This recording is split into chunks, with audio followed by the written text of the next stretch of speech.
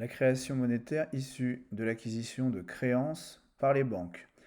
Donc, euh, donc de l'intérêt d'avoir bien compris la notion de créance, n'est-ce pas? Parce qu'après, c'est quelque chose qu'on va manipuler souvent, donc on va plus redéfinir en fait.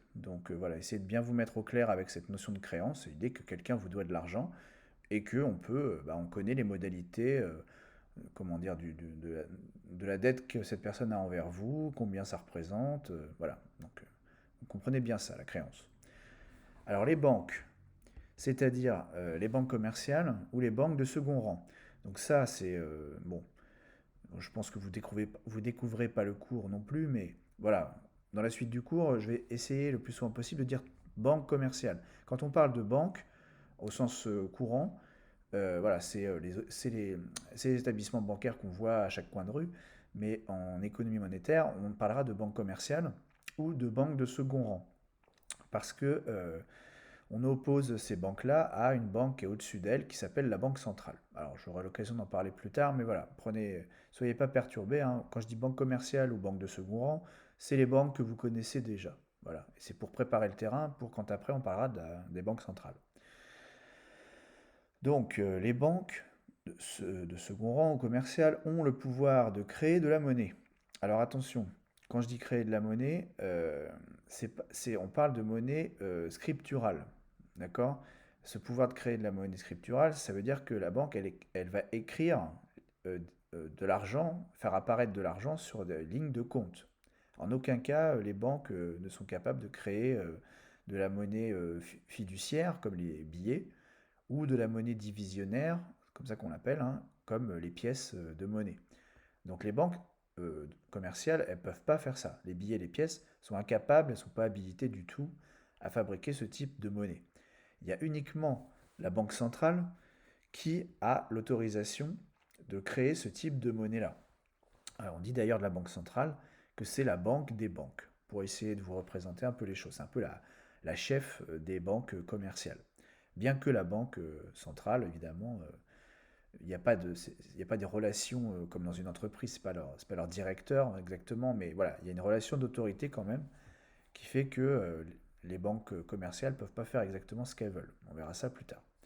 Donc les banques peuvent créer de la monnaie scripturale en faisant l'acquisition de créances sur les agents économiques.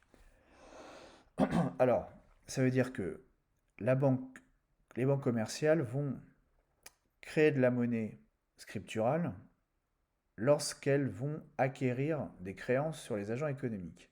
Alors, on formule ça comme ça parce qu'en fait, ce qu'on veut dire, c'est que les banques vont accorder des crédits à un certain nombre d'agents, et donc en accordant des crédits, la banque va devenir dépositaire ou détentrice plutôt d'une créance sur le ménage, ou sur l'agent économique en question, une créance du montant du prêt qu'elle a accordé à cet agent, plus le montant des intérêts qu'il devra lui rembourser en plus. Bon, j'imagine que je le dis ensuite, mais je vous dis les choses comme elles me viennent. Parfois c'est un peu plus fluide. Alors quels sont ces agents économiques qui vont contracter des emprunts auprès des banques? Donc vous avez d'une part les ménages. Bon, les ménages, pour rappel, parce qu'on emploie ça souvent comme si c'était évident, un ménage c'est tout simplement un ensemble de personnes qui partagent un même logement et qu'ils aient ou non un lien de parenté. Voilà. Un ménage peut être composé d'une seule personne. Hein. Donc ça veut dire qu'une famille est un ménage. Ça, en général, on pense le plus souvent à ça. Mais il y a plein d'autres cas où c'est différent. Une colocation, c'est un ménage. Une personne célibataire, c'est un ménage. Une maison de retraite avec des résidents, c'est un ménage également. Une caserne pompier, une caserne militaire, c'est aussi un ménage. Ok. Donc voilà, ça c'est un terme de la comptabilité nationale. Donc voilà renseigné. Donc les ménages, les entreprises, les associations et les administrations publiques sont susceptibles de contracter des emprunts auprès des banques commerciales. Alors l'acquisition de ces créances peut se faire de deux façons. Donc la banque peut acquérir des créances sur ses divers agents de deux façons. Soit par l'octroi d'un crédit, octroyer ça veut dire elle accorde un crédit, hein, d'accord? Donc soit par l'octroi d'un crédit par la banque à un agent économique, C'est-à-dire que la banque accepte de prêter une certaine somme à cet agent, pardon. Donc la banque accepte de prêter une certaine somme à cet agent. Soit par l'achat de ce que l'on appelle un titre financier émis par un agent économique. L'explication de ce qu'est un titre financier intervient plus tard dans le cours. Donc nous, ce qu'on va commencer par faire, c'est expliquer comment la banque crée de la monnaie scripturale en accordant des crédits. Première modalité d'acquisition d'une créance sur les agents économiques. Et après, on parlera de comment la banque crée de la monnaie en, en achetant un titre financier à un agent. Ce qui revient un peu au même à lui accorder un crédit, mais c'est pas exactement pareil. Donc c'est pas évident. Voilà, ne vous embrouillez pas tout de suite, on verra ça plus tard. Donc d'abord, l'octroi de crédit bancaire à des agents économiques. Comment est-ce que ça crée de la monnaie scripturale? C'est ça qu'on va voir d'abord. Alors on va prendre des exemples fictifs. On imagine que Monsieur C obtient un crédit de la part de sa banque, le Crédit Agricole. Voilà, on change de banque, afin d'acquérir de nouvelles machines pour son activité d'ébéniste, pour un montant de 20 000 euros. En supposant que Monsieur C disposait déjà de 5 000 euros sur son compte à vue, celui-ci prend alors la forme suivante. Voici le compte de Monsieur C. Il vient d'obtenir 20 000 euros de crédit de la part de sa banque, donc ces 20 000 euros rentrent sur son compte. Vous êtes d'accord? Puisque ça rentre sur son compte, on va inscrire ce montant dans la colonne crédit, qui est la colonne où on enregistre tous les flux d'argent rentrants sur les comptes des clients. Il faut donc aussi actualiser le solde du compte. Le solde à la base, il n'y avait que 5 000 euros. On a dit, il avait déjà 5 000, donc le solde c'est 5 000. Mais là, il a eu 20 000 euros de plus, donc le solde s'élève désormais à 25 000. 5 000 plus 20 000. 25 000. Voilà le nouveau solde de Monsieur C. Dans cette situation, Monsieur C est donc le débiteur du Crédit Agricole, et le Crédit Agricole possède alors une créance de 20 000 euros sur Monsieur C. Donc vous comprenez bien la situation. Le Crédit Agricole a accordé 20 000 euros de crédit à Monsieur C. Donc Monsieur C doit rembourser ces 20 000 euros au Crédit Agricole dans un horizon temporel plus ou moins long. D'accord? Par mensualité. Bon, on ne sait pas, sûrement, il va mettre peut-être voilà, 1 an ou 2 ans, selon ses rentrées d'argent, selon les modalités du crédit, pour rembourser le Crédit Agricole. Mais jusqu'à ce qu'il ait terminé de rembourser, plus les intérêts d'ailleurs dont on ne tiendra pas compte, hein, pour simplifier, euh, jusqu'à ce moment-là, il y a une relation créance-dette qui se crée entre la banque et son client, Monsieur C. Euh, la personne qui détient une créance, c'est la banque. Elle possède une créance sur Monsieur C d'un montant de 20 000 euros. Et qui est-ce qui est le débiteur? C'est Monsieur C. C'est le débiteur de la banque. Ça veut dire il a une dette envers sa banque d'un montant de 20 000 euros. Donc, tout pendant qu'il n'a pas remboursé, il est dans cette position-là de débiteur. Alors, on peut rendre compte de cette situation en examinant le bilan du Crédit Agricole. Alors attention, nous arrivons sur ce qu'est un bilan bancaire, qui, rappelez-vous, n'est pas un compte de flux, comme les comptes des clients, mais un compte de stock.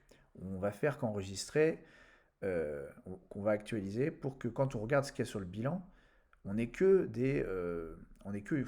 en comptabilité, on dit le bilan c'est une photo du stock de ce que possède l'entreprise et des dettes qu'elle a envers d'autres agents. Donc c'est vraiment à un moment T du temps on peut regarder ce qu'il y a dans le bilan. Donc allons-y. Qu'est-ce qu'un bilan?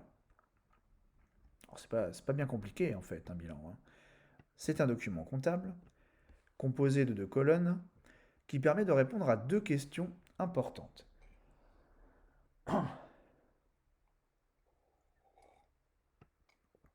Première question, que possède l'entreprise et en ce qui nous concerne, que possède la banque?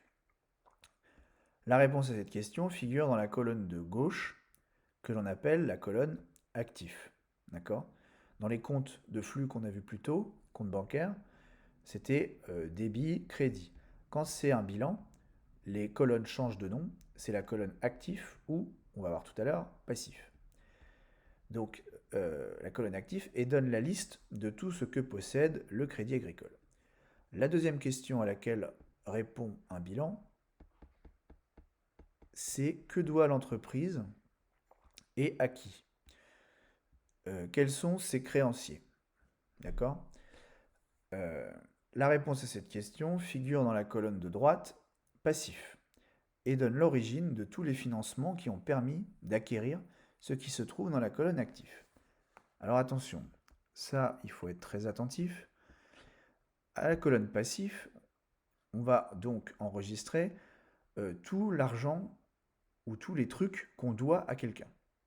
C'est-à-dire que à l'actif, il y a ce qu'on possède et à l'actif, il y a ce qu'on doit aux gens. Ça veut dire que parfois, dans la colonne actif, on peut avoir l'impression qu'on possède plein de trucs, mais c'est parfois parce qu'on a fait des crédits ou parce qu'on a emprunté de l'argent. Donc c'est pas vraiment à nous. On a acheté des trucs, mais avec de l'argent des autres. Donc pour pouvoir savoir un peu où est-ce qu'on en est, entre ce qu'on possède et ce qu'on doit, il faut aussi regarder la colonne passif, qui nous renseigne sur ce qu'on doit à un certain nombre d'agents. Ok. Euh, donc voilà, donc vous allez voir, en manipulant les comptes, hein, c'est très pratique. Donc ce que possède le Crédit Agricole provient soit de capitaux, c'est-à-dire du cash. C'est pas péjoratif hein, d'employer le terme cash, hein, d'accord? Le cash, c'est vraiment voilà, les billets, la monnaie liquide, hein, l'argent liquide, on pourrait dire. Donc, on provient soit de capitaux, c'est-à-dire du cash, qui lui appartiennent en propre. En propre, ça veut dire que c'est vraiment à elle, hein, c'est de l'argent que voilà, ça lui appartient vraiment et elle ne doit rien à personne. On dit que ça lui appartient en propre. Donc apport de capitaux lors de la création de la banque, bénéfices accumulés chaque année dans le cadre de son activité commerciale, soit de capitaux empruntés et qui doivent être restitués aux créanciers à une échéance plus ou moins longue. Ok.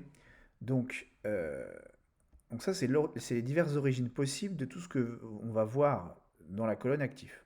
D'accord? Là, on a le détail d'une certaine façon de ce qu'il y a dans la colonne passif. Quand vous voulez acheter des choses, il n'y a pas 36 façons de procéder. Soit vous avez déjà du cash, voilà, un héritage, comment dire, ou alors, voilà, vos associés ont mis des sous dans l'entreprise quand vous l'avez créée, voilà, vous avez des sous dès le départ, et donc cet argent, il vous appartenait déjà, et donc voilà, ce que vous avez acheté avec, c'est vraiment à vous, ça vous appartient en propre. Soit votre entreprise, elle a fait des bénéfices et vous les avez mis de côté chaque année, c'est aussi à vous. Donc ça, c'est une autre source possible d'argent qui vous permet d'acheter des choses qui vont figurer dans la colonne actif. Et enfin, le plus souvent, surtout pour les banques d'ailleurs, ce qu'elles possèdent dans la colonne actif provient d'argent qu'elles ont emprunté. Donc une grosse partie de ce que possèdent les banques, c'est jamais en propre, c'est toujours parce qu'elles ont emprunté des capitaux à d'autres agents, et avec ces capitaux, elles ont acheté des choses qui vont être inscrites à leur actif. Ok. Alors, une banque ne fait pas que prêter des capitaux, au passage, elle peut elle-même avoir à emprunter des capitaux à d'autres banques. Oui, ça c'est une remarque importante. On imagine que les banques ne font que prêter. Mais non, elles empruntent elles-mêmes parfois de la monnaie à d'autres banques. On verra pourquoi.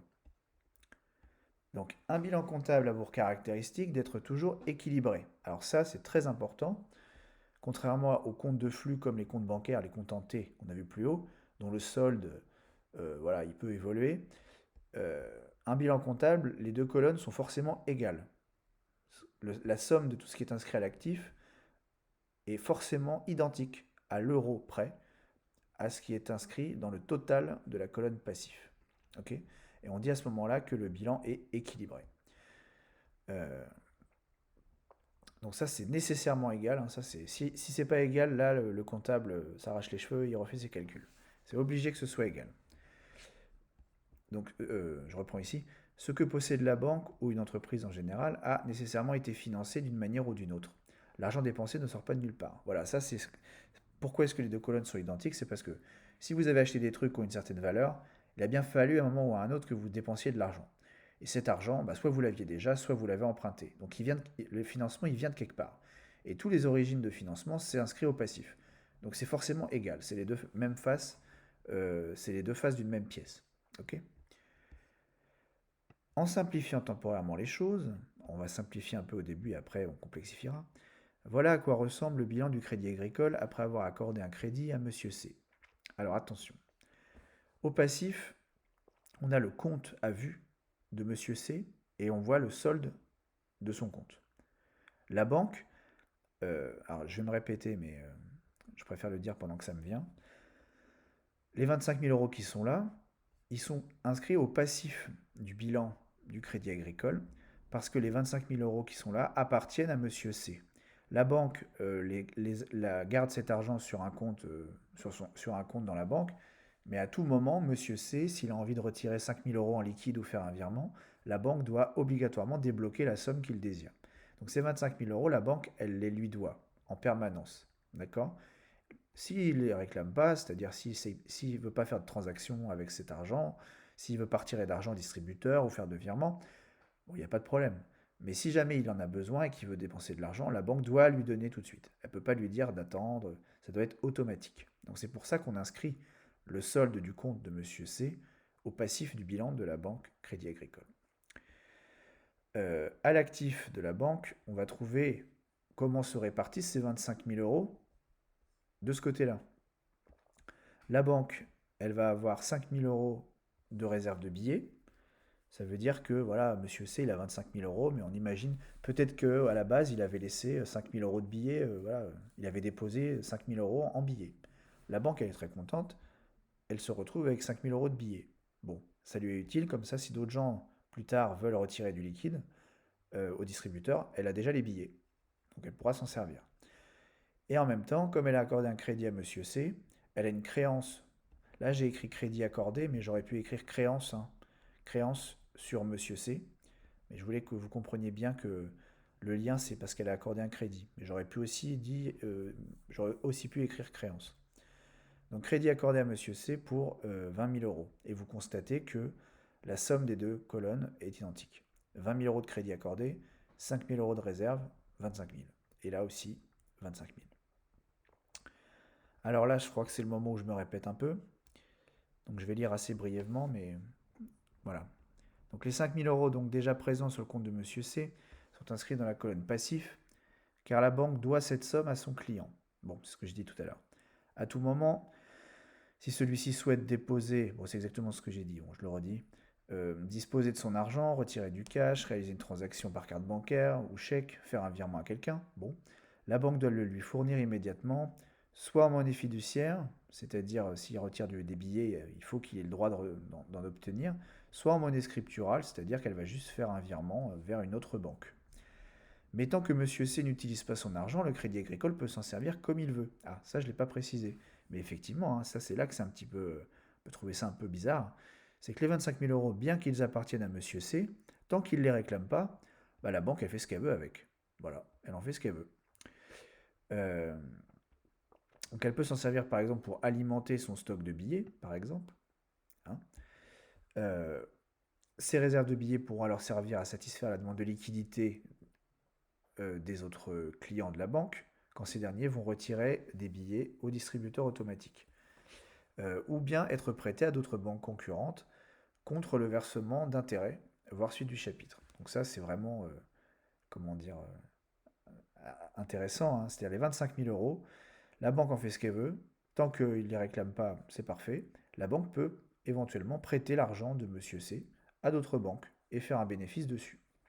Et en fait, pour comprendre la logique, il faut que vous repensiez aux orfèvres londoniens qui déposaient de l'or dans les caisses des orfèvres pour que les orfèvres protègent leur or.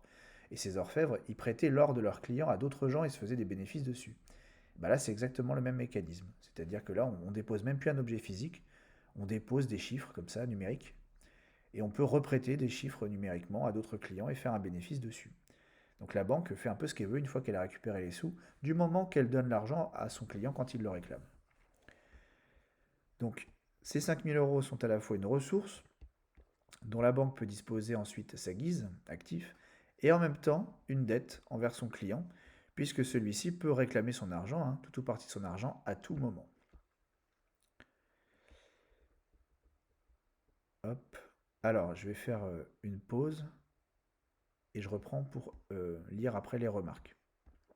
A tout de suite.